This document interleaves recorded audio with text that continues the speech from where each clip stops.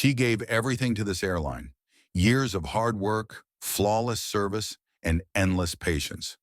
But when it was finally her turn to rise, they shut the door in her face.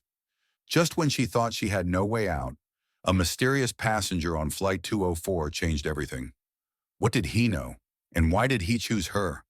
Stay with me, because this story's about to take a turn no one saw coming. Ilara Thompson had always loved the feeling of stepping onto an airplane. The way the cool air greeted her as she walked down the jet bridge, the quiet hum of the engines, the crisp uniforms that made her feel like she belonged to something bigger. Being a flight attendant wasn't just a job to her, it was a calling.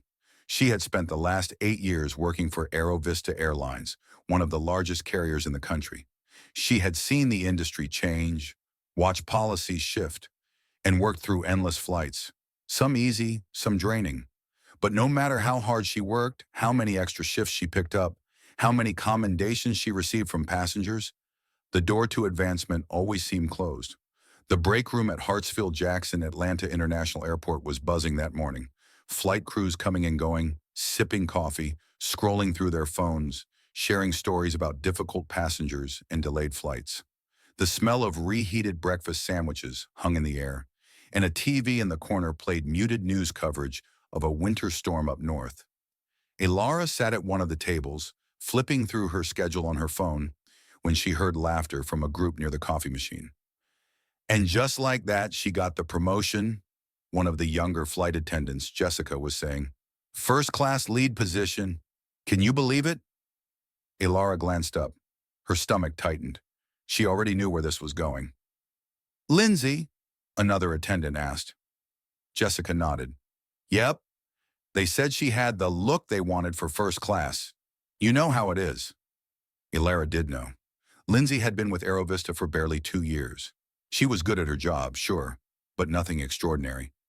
Yet somehow she had leapfrogged over Ilara and other senior attendants for the coveted role of first-class lead. Ilara swallowed down her frustration and focused on her phone. She refused to let them see her react. But inside it stung. The door to the break room swung open, and in walked Miriam Lancaster, one of the senior managers. She was in her usual sharp blazer, hair tied back in a severe bun, carrying the authority of someone who had never had to work twice as hard just to be seen. Ladies and gentlemen, Miriam said, clapping her hands lightly, I have some updates. The room quieted as everyone turned their attention to her. As you know, we're making some changes to our premium service experience, she continued. We want a fresh, modern approach for our first-class cabins. That means new training, new uniforms, and of course, the right people to represent our brand. Ilara knew what was coming before Miriam even said it. I'm pleased to announce that Lindsay Evans will be stepping into a first-class lead position, Miriam said, beaming as if she had just handed out an Oscar. We're confident she'll represent Aerovista with excellence. A polite round of applause rippled through the room. Ilara kept her hands still. Miriam's eyes scanned the room, landing on Ilara for just a second too long. There was something knowing in her gaze, a silent message. Don't bother asking. This isn't for you. But Ilara had to ask. Excuse me, she said, keeping her voice even. I'd like to know what the selection criteria were. A few heads turned. Miriam's smile didn't waver, but there was a flicker of something else in her expression. We consider a variety of factors, Miriam said smoothly. Experience, performance, customer feedback, and of course, the overall image we want to present in our premium cabins. Ilara heard the words Miriam didn't say. She wasn't the image they wanted. She had played this game long enough to know that no matter how well she performed, no matter how professional or polished she was, Aerovista had a silent rule about who got to represent their brand in first class. She could see it in the way the younger, lighter-skinned flight attendants were groomed for these roles, while others, like her, were kept in the background. Always professional, always praised, but never chosen. Understood, Ilara said, nodding. Miriam gave her a small, knowing smile before turning back to the group. All right, everyone, back to work. Let's make today a great one. The meeting dispersed, flight attendants gathering their things, finishing their coffee, heading to their gates. Ilara sat still for a moment. This wasn't the first time, and unless something changed, it wouldn't be the last. Her phone buzzed in her hand. A notification from her scheduling app. Flight 204 to New York. First-class service crew assigned. Her name was on the list. For a moment, she felt a flicker of hope. Maybe, just maybe, this flight would be different.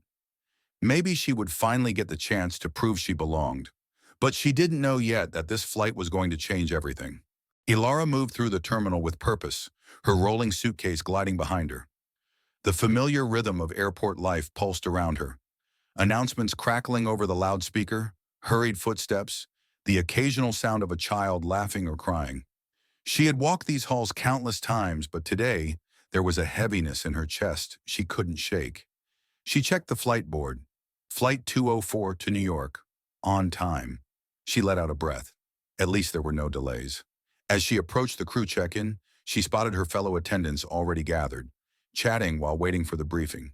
She recognized most of them, including Lindsay, the new first-class lead, who stood confidently beside Miriam Lancaster. Ilara forced herself to stay calm. She had been assigned to first-class service on this flight. That meant she would finally get the chance to prove, without question, that she could handle the job. But then Miriam turned toward her, and something in her expression made Ilara's stomach drop. "Ilara," Miriam said with that signature smile that always felt just a little too controlled, "can I have a quick word?" Ilara nodded, setting her bag down. The rest of the crew continued chatting, unaware of what was happening. Miriam led her a few steps away, just enough to give the illusion of privacy, while still making sure everyone could see. "I appreciate your flexibility," Miriam began, her voice smooth as ever. "There's been a last-minute adjustment to the crew assignments." Ilara felt her pulse quicken. She already knew what was coming. "We've decided to move you to economy for this flight," Miriam continued, tilting her head slightly, as if that would soften the blow. "We need someone with your experience to help with a large passenger count." Ilara's fingers tightened around the handle of her bag. "This was supposed to be my first-class rotation," she said, keeping her voice even. "I was assigned to this flight specifically." Miriam nodded, her smile never slipping. "I understand, but these decisions aren't always about one individual. It's about the big picture." She gave a small shrug, as if her hands were tied.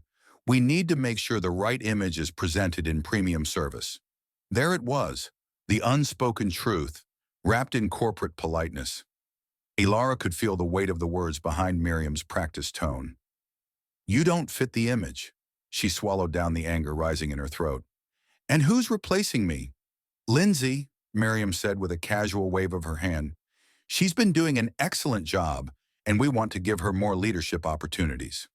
Ilara's jaw tensed, but she refused to let Miriam see her break.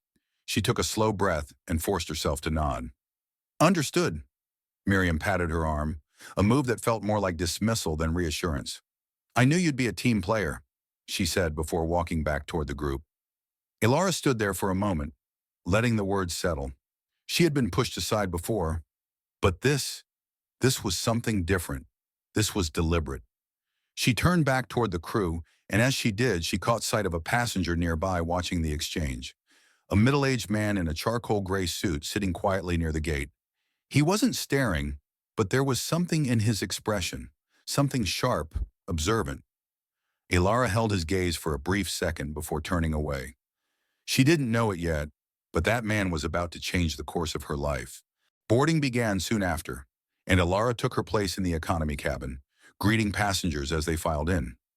She had done this 1,000 times before, and yet, for the first time, she felt like she was watching herself from the outside, going through the motions. As she helped an elderly woman with her luggage, she caught a glimpse of Lindsay up front, adjusting her blazer, smiling effortlessly as she welcomed the first-class passengers. Ilara swallowed back the bitterness rising in her chest. She knew she was good at her job. She knew she had earned that position, and yet, here she was, relegated to the back, pushed aside once again. She felt someone step into her aisle, and when she turned, she found herself face to face with the man from the gate. He gave her a polite nod. "You seem like someone who knows what they're doing." Ilara blinked, caught off guard. "Excuse me?" He gestured toward his seat, indicating he needed help stowing his carry-on. She reached up, sliding his bag effortlessly into the overhead compartment. "There you go." "Thanks," he said, settling into his seat. Then after a pause, he added, "I saw what happened back there." Ilara stiffened. I'm not sure what you mean. The man gave a knowing smile but didn't push the conversation further. As she moved down the aisle, continuing her work, she felt the weight of his gaze lingering just a moment longer. She didn't know who he was, but something told her he wasn't just another passenger, and she was right. Ilara kept her posture straight, her professional smile in place, but inside she was burning. She had thought she was used to this, being overlooked, pushed aside, but this time felt different. It wasn't just about the first-class assignment, it was about what it meant. As she moved down the aisle, checking seat belts and securing overhead bins, she couldn't shake the feeling that her every move was being observed. Not in the usual way passengers glanced at flight attendants, but something deeper, like someone was taking notes, studying her. She stole a quick glance towards seat 14B. The man from the gate, now settled into his economy class seat, was still watching her. She had dealt with all kinds of passengers over the years, some rude, some overly chatty, some entitled beyond reason. But this man was different. He wasn't staring in a way that made her uncomfortable. He was assessing, and that made her uneasy. But she didn't have time to dwell on it. The final boarding call echoed through the cabin, and soon the plane was pushing back from the gate. Once they reached cruising altitude, Ilara slipped into her usual rhythm, serving drinks, answering requests, offering blankets. Economy class service could be demanding, but she had long since mastered the art of moving efficiently through the cabin. She had just finished refilling a passenger's water when she heard a voice behind her. "You carry yourself differently." She turned. It was him. Seat 14B, the man in the charcoal gray suit. He was leaning slightly forward, his tone conversational, but his gaze sharp. "Excuse me," she said, keeping her voice neutral. "I've flown enough to know the difference between someone who's just doing a job and someone who's meant to be here," he said. "You belong in first class." Her jaw clenched. "Well, apparently, my management doesn't agree." He studied her for a moment, then nodded. "Not because of your ability, though." Ilara exhaled through her nose. She wasn't about to have this conversation with a stranger. "Can I get you anything?" she asked, shifting back into professional mode. He smiled slightly. "Just an answer to one question." She didn't respond, but her silence was invitation enough. "Why didn't you fight it?" he asked. Her fingers curled around the edge of the drink cart. She had fought, just not out loud. Because people like Miriam had power, because she needed this job, because she had learned time and time again that speaking up only got her labeled as difficult. Instead of answering, she forced a polite smile. "Let me know if you need anything else." And with that, she walked away. For the next hour, she kept herself busy. She avoided seat 14B, but something about that conversation stuck with her. Not just the question, the way he had asked it, like he already knew the answer. And that unsettled her more than she cared to admit. By the time she made her way toward the back of the plane, she had almost put the conversation behind her. Almost. Until she passed by the galley and overheard two of her fellow attendants whispering. "I heard she was supposed to be in first class," one of them murmured. "Yeah, but you know how it goes," the other replied, voice dripping with implication. "They want a certain kind of look up there." Ilara's grip on the drink tray tightened, so they had noticed too. She didn't know if that made it better or worse. She sucked in a slow breath and forced herself to keep moving. This flight was just another job. At least that's what she kept telling herself. But deep down, she had the sinking feeling that something bigger was already in motion. Ilara had spent years perfecting the art of keeping her emotions in check. She had learned how to swallow frustration, how to keep her voice even when passengers snapped at her, how to nod and smile even when her stomach twisted with anger. But something about this flight felt different. It wasn't just the demotion to economy. It wasn't just the way Lindsay stood in first class, basking in an opportunity Ilara had worked twice as hard for. It was the man in 14B. She could still feel his presence like a quiet pressure at her back. He wasn't demanding attention like some passengers did, but he was there, always watching. Not in a way that felt predatory or intrusive, just intentional. Like he was waiting for something. She refused to give him the satisfaction of looking his way. Instead, she focused on the passengers in front of her, carefully balancing a tray of drinks as she navigated the narrow aisle. "Excuse me, miss." She turned toward an older woman in 18A, her hair silver and neatly pinned back. "Yes, ma'am? Could I trouble you for a blanket? It's a bit chilly back here." Ilara smiled, grateful for a simple request. "Of course, I'll be right back." She moved toward the back galley, pulling open one of the storage compartments. As she reached for a blanket, she heard footsteps behind her. "You're wasted back here." Her shoulders stiffened. "Of course. 14B. She turned slowly, keeping her expression neutral. "Sir, is there something I can get you?" The man, who still hadn't introduced himself, leaned slightly against the counter, arms crossed. "Number. But I do have a question." Ilara glanced toward the front of the cabin, checking to make sure no other passengers needed her. "If it's about your beverage, I can—" "Why are you still here?" he asked, cutting her off. She blinked. "Excuse me? Why are you still at this airline?" Ilara stared at him, momentarily thrown. That was a far bigger question than she had expected. She could have given the easy answer, because she loved flying, because she had dreamed of this since she was a kid. But that wasn't the full truth, was it? She stayed because she needed this job, because she had rent, bills, and a mother who depended on her.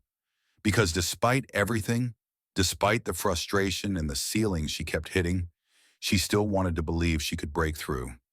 So instead of answering, she turned back to the storage bin, pulled out the blanket, and stepped past him. "Enjoy your flight," she said over her shoulder. But as she walked away, she caught something in his expression, a flicker of approval, like he had expected her not to answer, like he already knew. By the time the first meal service was finished, the hum of the cabin had settled into something quieter. Passengers were dozing off, some watching movies, others scrolling through their phones. Ilara used the lull to take a short break in the back galley, sipping on a cup of tea as she finally allowed herself to breathe. She wasn't sure why 14B was bothering her so much. It wasn't like she hadn't dealt with opinionated passengers before. But there was something about the way he spoke, like he knew things he shouldn't, like he was here for more than just a flight. A notification buzzed on her watch. She glanced down at the screen. New message, Laura J. Her breath caught. Laura had been one of the few people she trusted at Aerovista. She had worked in administration before leaving the company last year under suspicious circumstances. They hadn't spoken in months. She tapped the message open. "Be careful. I heard what happened. You're not the first." A chill ran down Ilara's spine. "Not the first?" She started typing a response, but before she could hit send, she heard her name over the intercom. "Ilara, can you assist with a passenger in first class?" Her stomach tightened. She had no reason to be up there anymore. But orders were orders. She set her tea down and straightened her uniform. And as she made her way to the front of the plane, she had the distinct feeling that whatever was waiting for her in first class was about to change everything. Ilara hadn't stepped foot in first class since Miriam had pulled her aside before the flight. Now, as she made her way up the aisle, she felt an odd mix of familiarity and distance, like walking into a home she had once lived in but no longer belonged to. The atmosphere here was different, quieter, more refined. The air smelled faintly of citrus and leather, a stark contrast to the overheated cabin of economy. Passengers lounged in their wide seats, some already reclined, sipping on cocktails served in actual glassware. She spotted Lindsay immediately. The younger flight attendant was standing near seat 2A, her expression tight, her hands clasped in front of her. Whatever had happened, she looked unsure. "Ilara," she said as soon as she saw her, relief flashing across her face. I wasn't sure what to do." That was the first red flag. Lindsay had been handpicked for first-class service. Miriam had made sure of it. If she was struggling, it meant this wasn't just a simple passenger complaint. Ilara turned her attention to the man in 2A. He was older, mid-60s, with sharp blue eyes and a tailored suit that practically screamed old money. His cufflinks caught the light as he swirled the whiskey in his glass. He wasn't looking at Lindsay. He was looking at her. "Ilara, is it?" His voice was smooth, practiced. The kind of voice that had spent decades negotiating, making decisions that shaped industries. "Yes, sir," she said evenly. He took a slow sip of his drink, eyes still locked on hers. "I requested assistance. I assumed they'd send someone who knew what they were doing." Lindsay flinched slightly beside her. Ilara remained still. She had seen this type before. Men who thought their money made them untouchable, who used belittlement as a form of amusement.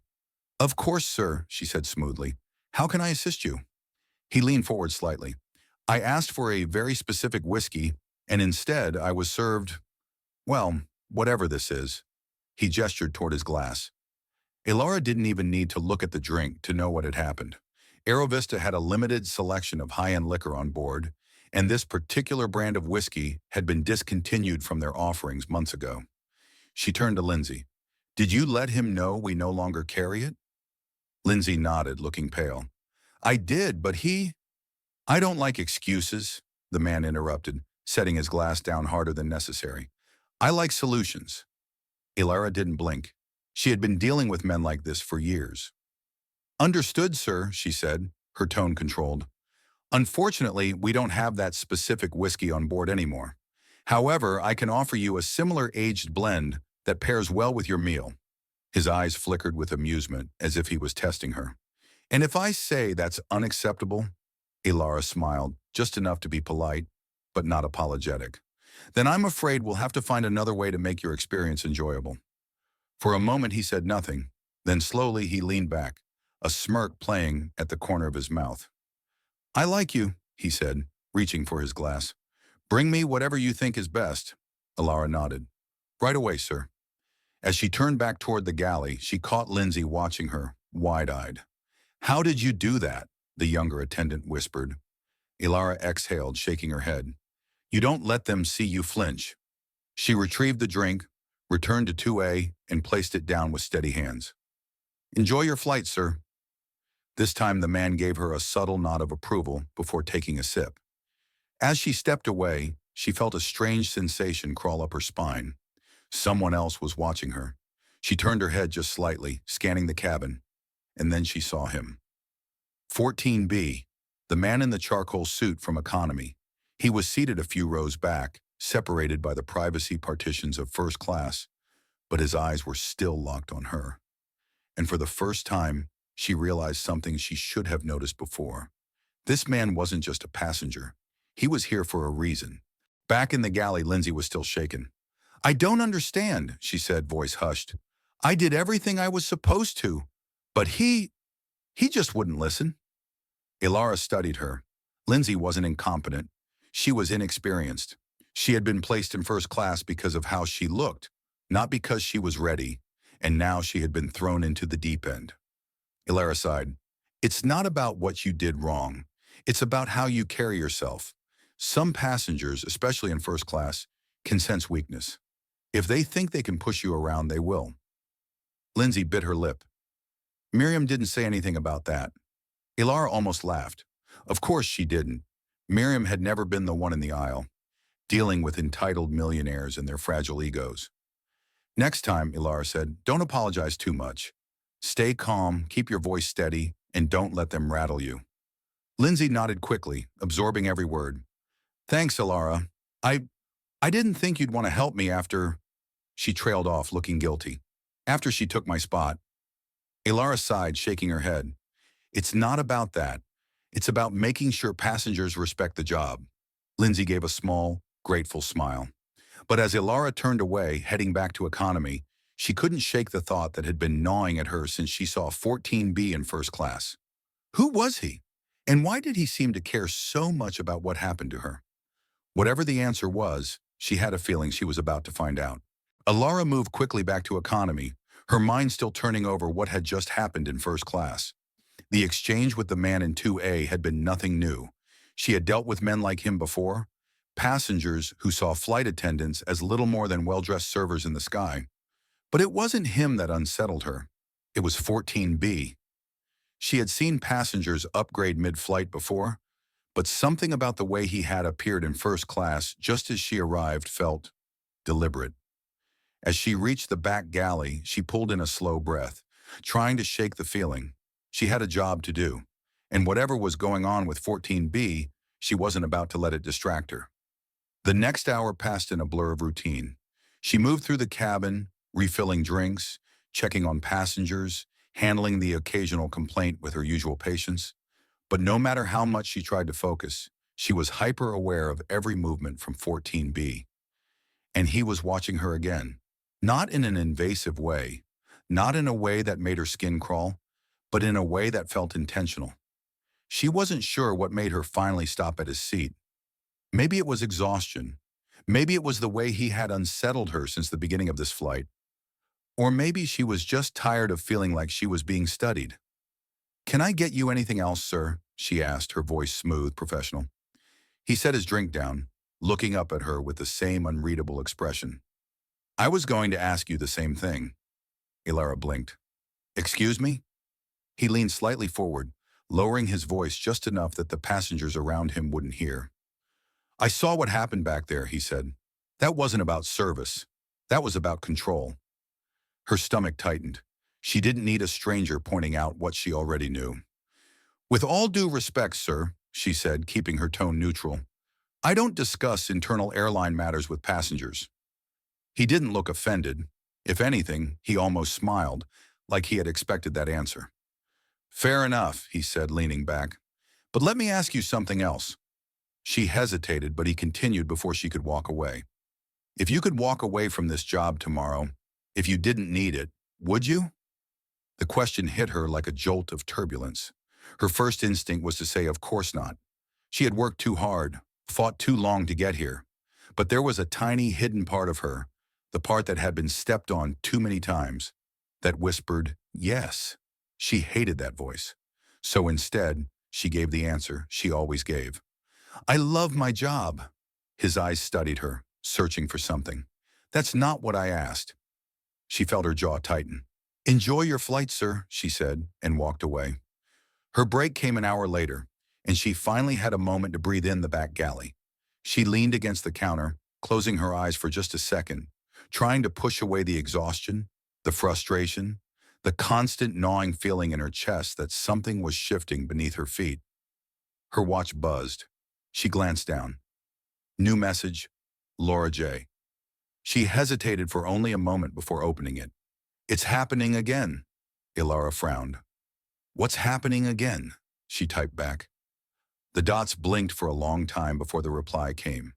"They did this to Naomi, and now it's you." Ilara's breath caught in her throat.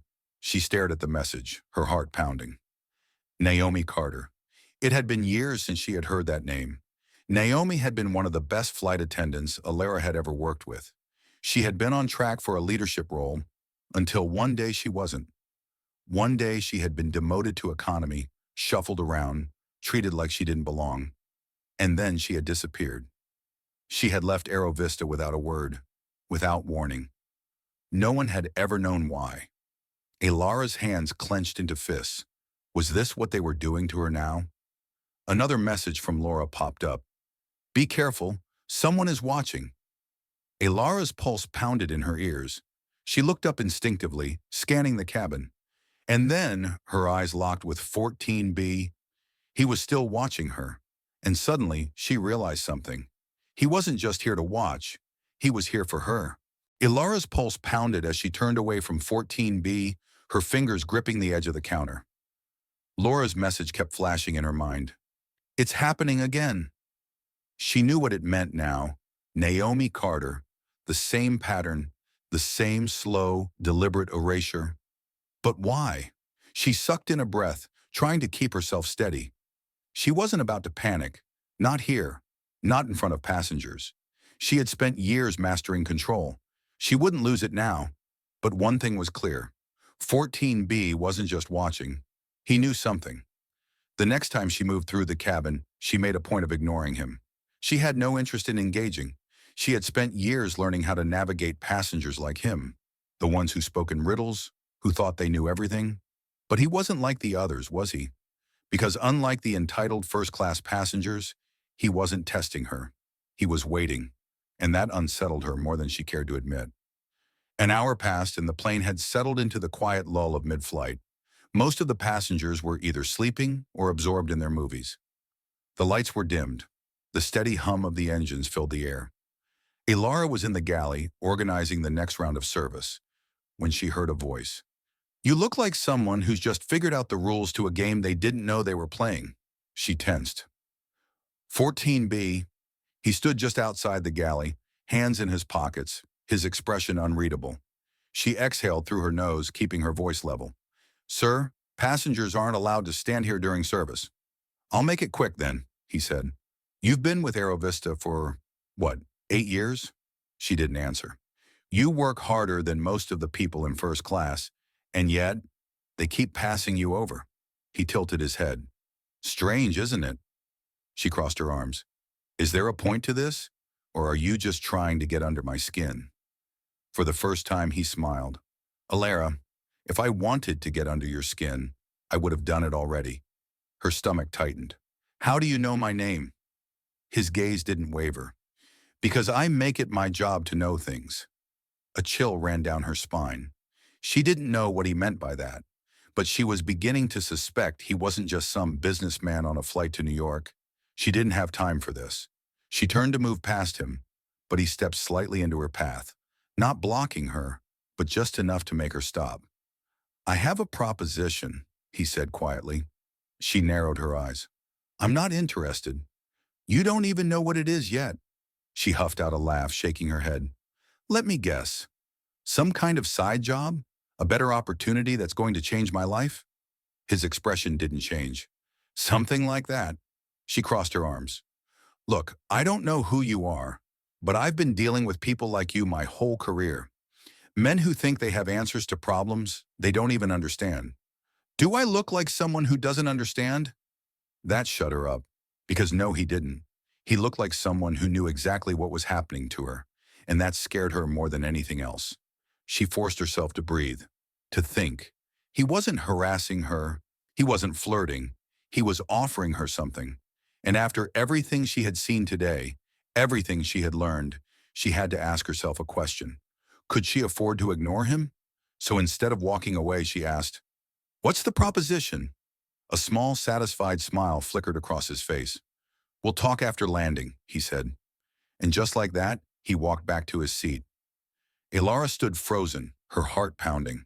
She had no idea what she had just agreed to, but she had a feeling this flight was about to change everything. Alara didn't know why she had agreed to talk to him after the flight. Maybe it was curiosity, maybe it was desperation, or maybe it was the fact that, for the first time in 8 years, someone had acknowledged what was happening to her. Not just as an unfortunate situation, but as something intentional. And that terrified her.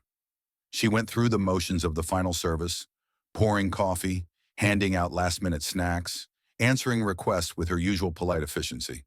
But her mind wasn't in it. It was on him, on 14B, and on what he was going to tell her.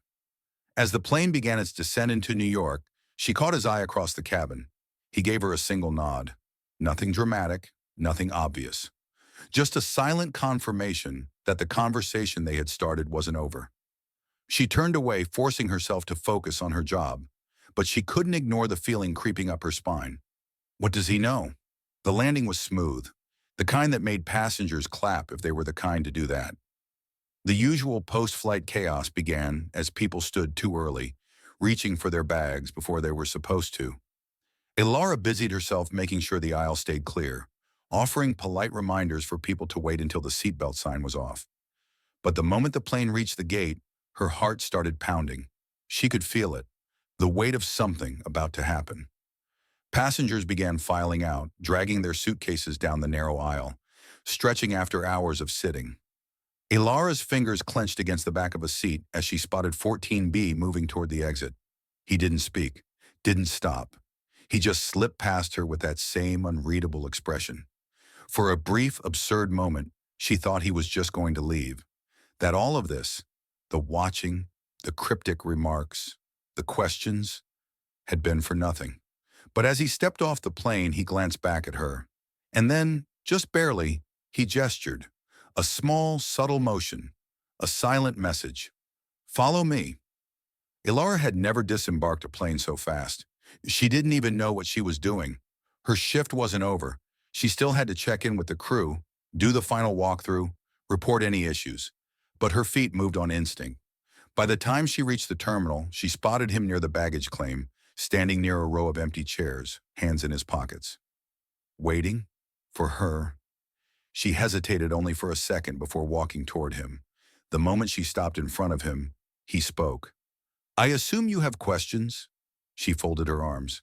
That depends. Are you actually going to give me answers? A small smirk flickered across his face. Fair enough, she exhaled sharply. All right then. Who are you?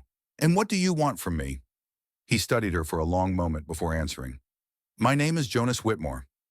The name hit her like a shock of electricity. She knew that name. Everyone in the airline industry did.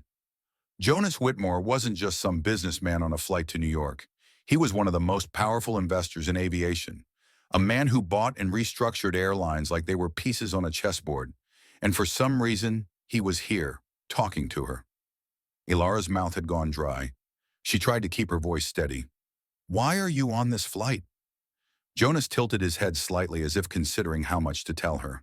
Let's just say I was evaluating something, he said, and you caught my attention. She let out a short, humorless laugh. Why? Because I handled a whiskey complaint without flinching? He shook his head. Because I watched a corporation push you aside in real time. Ilara felt her stomach twist. Jonas continued, his voice calm but firm. You were meant to be in first class, weren't you? She clenched her jaw. That's not your concern. I think it is, he said, because this isn't just about one flight. And I think you know that. Her fingers curled at her sides. He wasn't wrong. She did know. She just didn't know what to do about it. Jonas glanced around, then took a step closer. I'm offering you something, Ilara, he said quietly. An out. She froze. I'm not interested in quitting, she said immediately. I didn't say quit. His eyes held hers, steady and certain. I'm offering you something better. Her breath caught. Better. She had spent years chasing better, but it had always been just out of reach. Jonas reached into his pocket, pulling out a small business card. Think about it, he said, handing it to her. She stared down at the card. There was no title, no company name, just his name, a number, and an email. When she looked back up, he was already walking away. She stood there, heart pounding, as the reality of what had just happened sank in. This wasn't just a conversation. This was an invitation. And for the first time in her career, she had the unsettling feeling that she was standing at the edge of something much bigger than herself. Ilara stood in the terminal, staring down at the small business card in her hand. She turned it over, as if expecting something more, some kind of explanation. But all it held was a name, a number, and an email. Jonas Whitmore. She had heard of him before. You didn't work in the airline industry for 8 years without knowing that name. He wasn't just an investor. He was the kind of man who bought struggling airlines, ripped them apart, and rebuilt them into something profitable. Sometimes ruthless, sometimes revolutionary. And for some reason, he had taken an interest in her. She exhaled sharply, gripping the card tighter. What the hell was she supposed to do with this? By the time she finished her post-flight duties, the adrenaline had worn off, leaving behind exhaustion. The rest of the crew was filing out of the airport, heading toward the shuttle that would take them to their hotel for the layover. Ilara, you coming? Lindsay called over her shoulder. Ilara hesitated, then nodded. Yeah, just need a minute. Lindsay gave her a curious look but didn't push. As the others disappeared through the terminal doors, Ilara pulled out her phone. Her thumb hovered over the number on the card. She could just call, ask what this was really about. But something held her back, because deep down, she knew. If she called, there would be no going back. Instead, she pulled up her text and typed a message to Laura J. Who else did this happen to? Besides Naomi? She hit send, her heart pounding. The reply came faster than she expected. More than you think. Ilara swallowed. What happened to them? This time the dots blinked for a long time. When the response finally came, it was just 2 words. They left. The shuttle ride to the hotel was quiet. Ilara sat near the back, staring out at the glowing skyline of New York City as they sped down the highway. She should have been sleeping, should have been thinking about her next flight. Instead, all she could think about was Jonas Whitmore's voice in the terminal. I'm offering you something better. Better. That word had haunted her for years, and now for the first time, it was right in front of her. The only question was she brave enough to take it? At the hotel, she barely spoke to anyone as she headed up to her room. She showered, changed into sweatpants and an old t-shirt, and climbed into bed. But sleep wouldn't come. Instead, she found herself staring at the business card on the nightstand, her fingers itching to reach for it. Finally, after what felt like forever, she grabbed her phone and opened a new message. She didn't overthink it. She just typed, "I'll listen." Then she hit send. And as she set the phone down, she knew her life was never going to be the same again. The reply came faster than she expected. Her phone buzzed against the nightstand, the screen lighting up in the dim hotel room. Jonas Whitmore. Meet me tomorrow. 10 a.m. Street, Regis Hotel, Midtown. No pleasantries, no explanations, just a location, a time, and an unspoken expectation that she would show up. Ilara stared at the message, her stomach twisting. There was no hesitation in his words. No maybe or if you're interested. He spoke as if this was already decided, as if she had already stepped over some invisible line the moment she responded. And maybe she had. She exhaled sharply and typed back, "I'll be there." She didn't let herself dwell on it. She set the phone aside, turned off the light, and closed her eyes. But sleep never came. The next morning, she found herself standing in front of the St.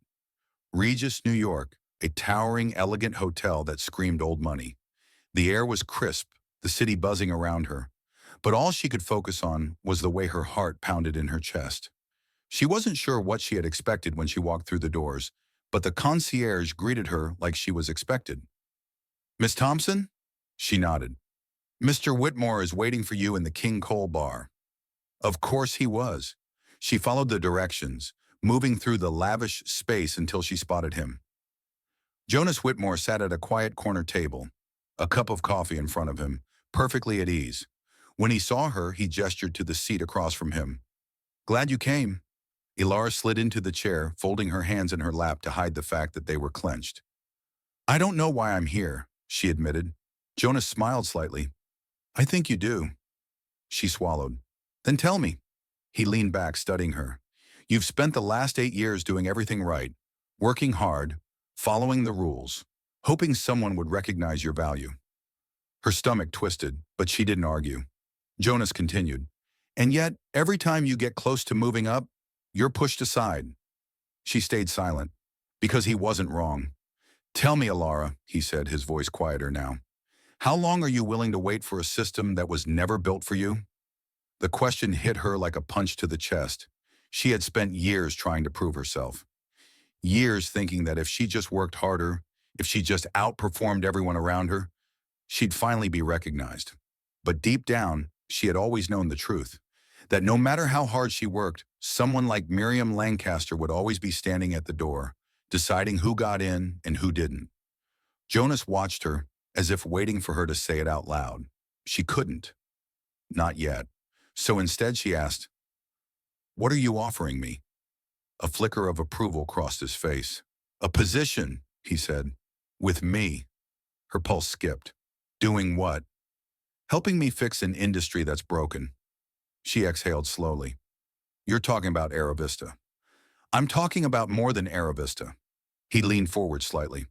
"I'm building something new, a different kind of airline, one that doesn't play by the same rules as the old ones."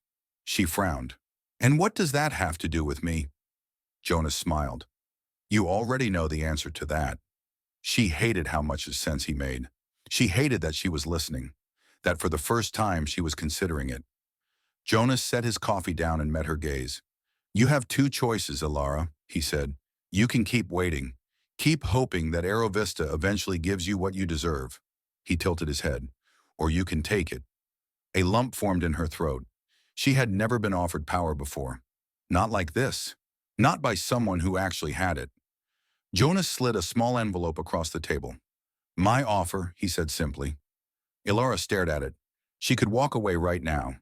She could pretend this conversation never happened. Or she could open it and change everything. Her fingers hovered over the envelope. Her heart pounded, and then she picked it up. Ilara turned the envelope over in her hands, her pulse pounding in her ears. She hadn't even opened it yet, but she already knew. Once she did, there would be no turning back. Jonas watched her, patient but expectant. He wasn't the type to push. He didn't need to. He knew exactly what he was offering. Power, a way out, a way forward. She swallowed and finally slid her finger under the flap, pulling out a crisp, folded sheet of paper. She scanned the words, her breath catching. Position, Director of In-Flight Operations. Compensation, 3 times her current salary. Location, negotiable. Her eyes darted back to him. This is serious. Jonas nodded. Very. Alara swallowed, her mind spinning. You're offering me a leadership role at an airline that doesn't even exist yet? It exists, he corrected, just not in the way Aerovista does. Yet. She leaned back in her chair. And you expect me to just leave? Walk away from everything? Jonas raised a brow. What exactly are you walking away from, Alara? She opened her mouth, but no words came. Because the truth was, she had nothing to lose. Aerovista had made it clear she would never move up, never break through the ceiling they had built over her. She had spent 8 years giving them everything, and they had given her nothing. Jonas must have seen the realization flicker across her face because his expression softened. I'm not asking for an answer today, he said. Take the night. Think about it. She exhaled slowly. And if I say no? He shrugged. Then you go back to Aerovista. Back to waiting. She stared at him, searching for some kind of deception, but she found none. Just a man who had seen the truth long before she was willing to admit it to herself. She folded the paper carefully and slipped it back into the envelope. I'll think about it. Jonas nodded, as if he had already known she would say that. Good. He stood adjusting his suit jacket. One more thing, Alara. She looked up. There's someone you should talk to before you decide. She frowned. Who? Jonas pulled a small handwritten note from his pocket and slid it across the table. She picked it up, scanning the name. Naomi Carter. Her stomach dropped. She looked back at him, shocked. She disappeared. Jonas's lips quirked into something that wasn't quite a smile. She didn't disappear, he said. She walked away. Alara's hands tightened around the note.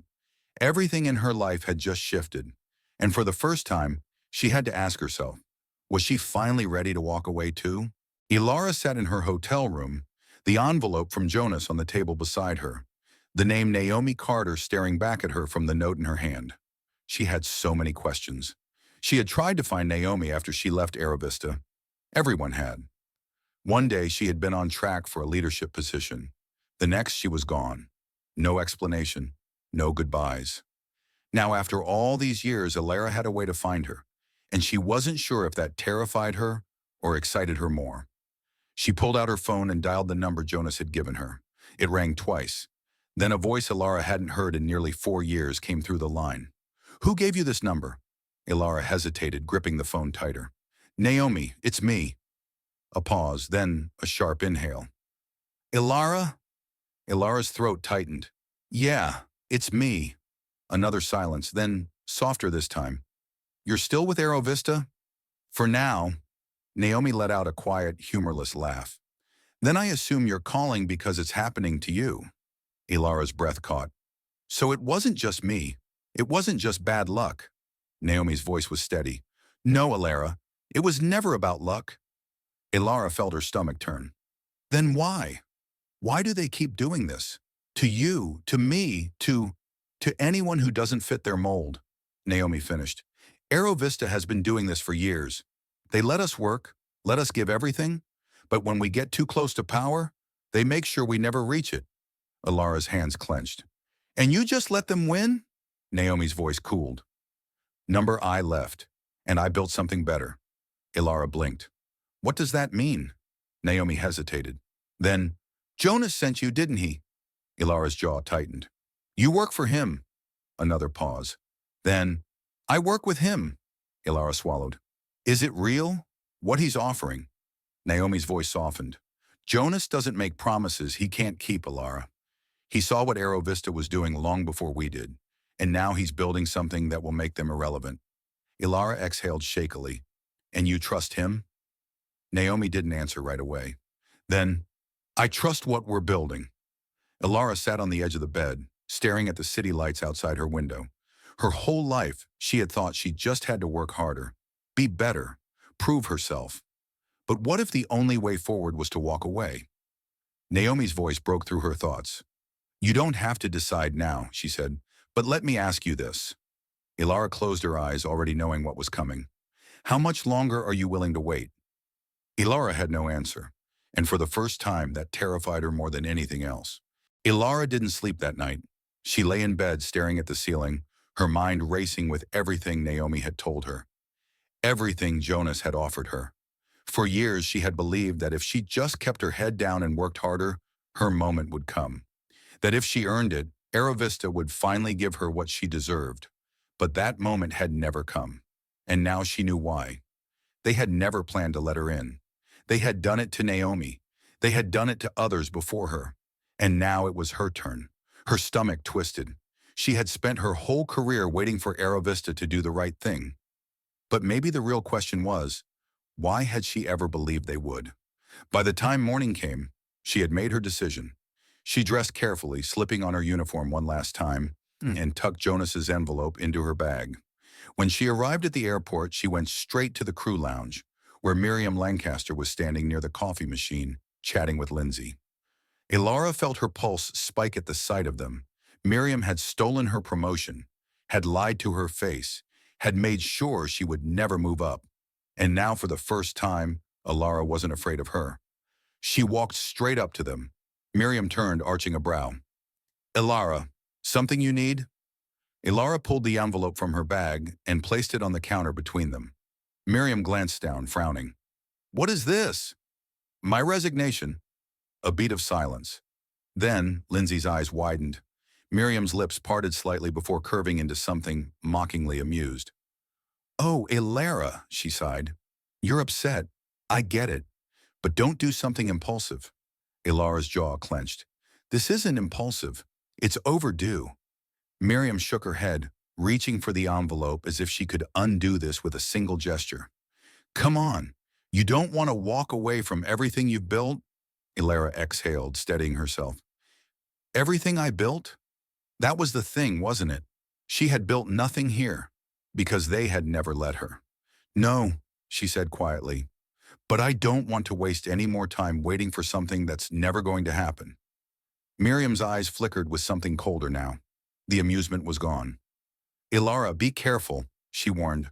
Once you leave Aravista, there's no coming back. Ilara smiled. That's the idea. Then she turned and walked away, without waiting for permission. And for the first time in 8 years, she finally felt free.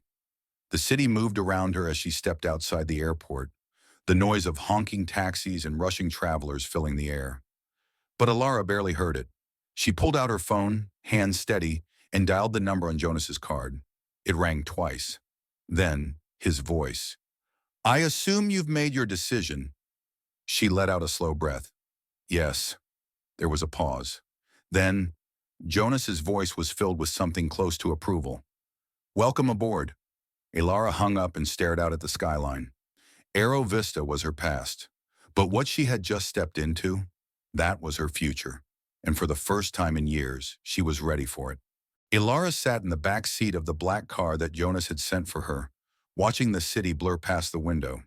Everything felt unreal. Less than 24 hours ago, she had been another flight attendant at Aravista, overlooked, dismissed, waiting for a promotion that was never coming. Now she had burned that bridge to the ground, and she had no regrets. She exhaled, gripping her phone in her lap. She had texted Laura before she left the airport. I quit. Laura's response had been almost instant. About damn time, Ilara had laughed. For the first time in a long time. She had spent years believing she had to play by Aravista's rules. But what if the only way to win was to leave the game entirely? The car pulled up in front of a sleek, glass-paneled office building in Midtown. She stepped out, adjusting her blazer, squaring her shoulders. Jonas had told her to meet him on the top floor. She took the elevator up, the doors opening into a space that was nothing like Aravista's corporate offices. There were no outdated posters about customer service, no rigid cubicles, just open space, quiet efficiency, and people who looked like they belonged. Jonas was waiting for her near a set of floor-to-ceiling windows, arms crossed. He turned as she approached. "Elara," he said, his voice even. "Glad to see you didn't change your mind." She smirked. "I never do." He chuckled, gesturing for her to follow him. They walked down a hallway lined with glass offices. Through one of them, she caught a glimpse of Naomi Carter. Naomi met her eyes through the glass, nodded once, a silent welcome. Alara's chest tightened. She had spent years wondering what had happened to Naomi. Now she was part of it. Jonas led her into a spacious office, motioning for her to sit across from him. "Let's talk next steps," he said. She took a breath. No more waiting, no more hoping. For the first time, she was in control of her own future, and she wasn't about to waste it. 3 months later, Ilara stood in a private hangar, staring at the aircraft in front of her. It wasn't like any plane she had worked on before. Sleek, modern, designed with comfort and efficiency in mind. Not just luxury, but practicality. This was Jonas's vision coming to life, and she was part of it. She glanced down at the folder in her hands, staffing plans, training schedules, operational structures. She wasn't just a flight attendant anymore. She was director of in-flight operations for a new airline that would change everything. Behind her, a group of flight attendants, handpicked, diverse, ready to be part of something new, waited for her lead. She turned to them, exhaling slowly. This was it, her second chance, her real beginning.